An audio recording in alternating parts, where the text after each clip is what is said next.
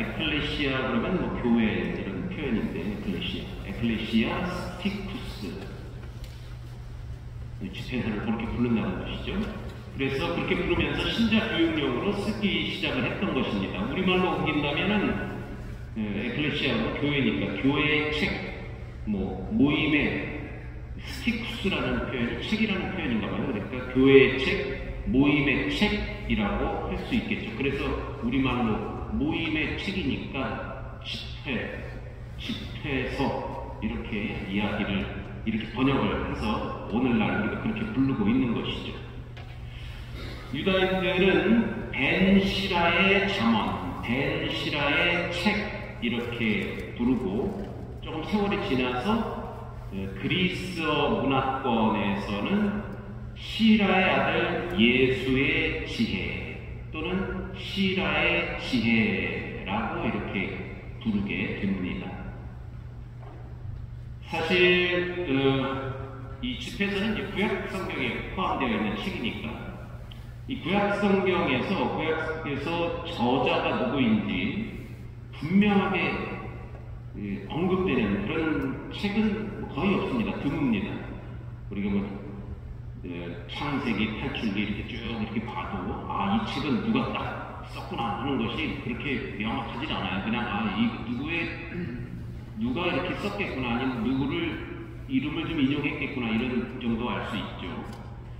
그중 그러니까 일부 예언서 같은 경우는 예언자 이름이 정확히 나오면서 예언자의 이제 표현이 나오죠. 저자가 표현이 되는데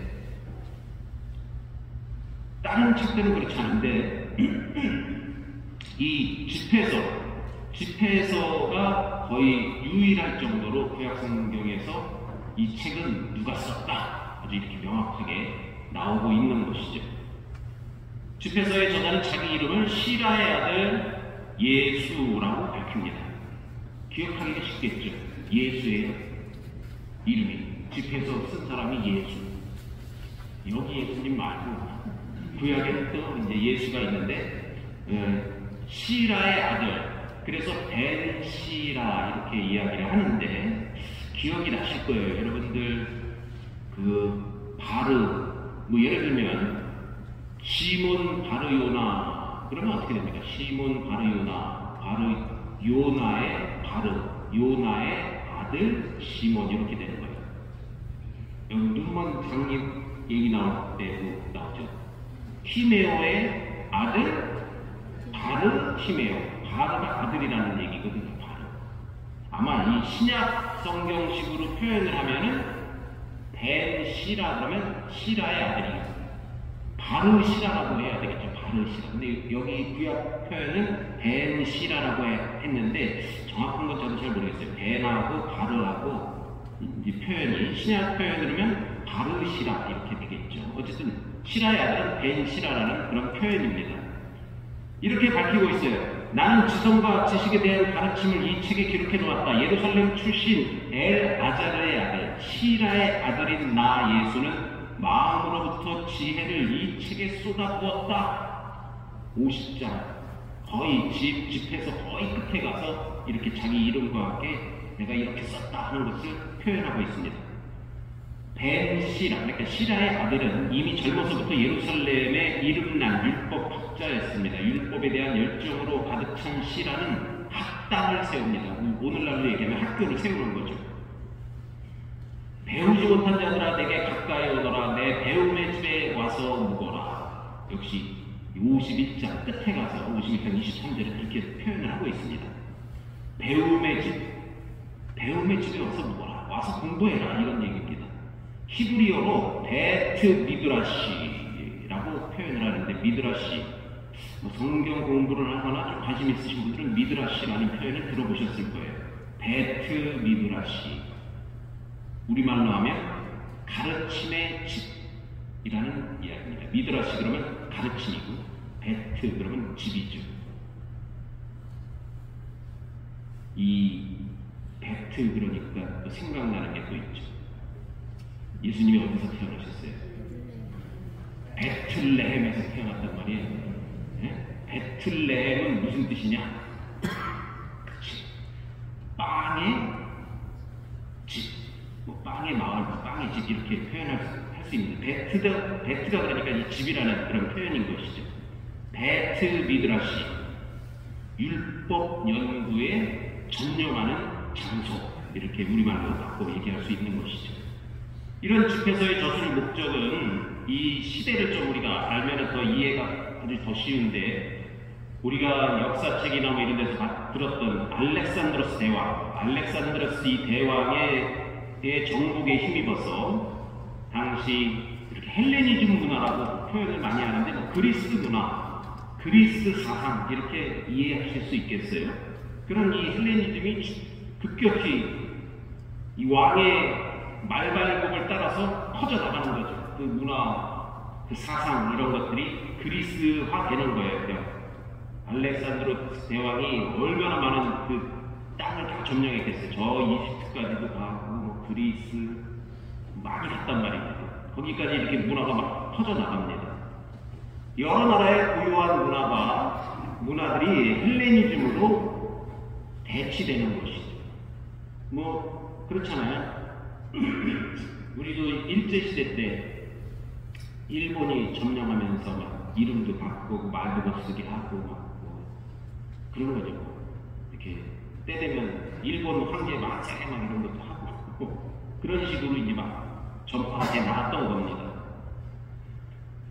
그렇습니다. 이 그리스 문화가 이 점령군들의 말발굽에 쫓아와서 주변 모든 나라들의 고유한 문화를 다 질식시켜버리고, 뭐 오늘날 표현으로 하면 그 옛날부터 여러 소수민족 국가들이 세계화의 일로를 걷게 되는 것이죠.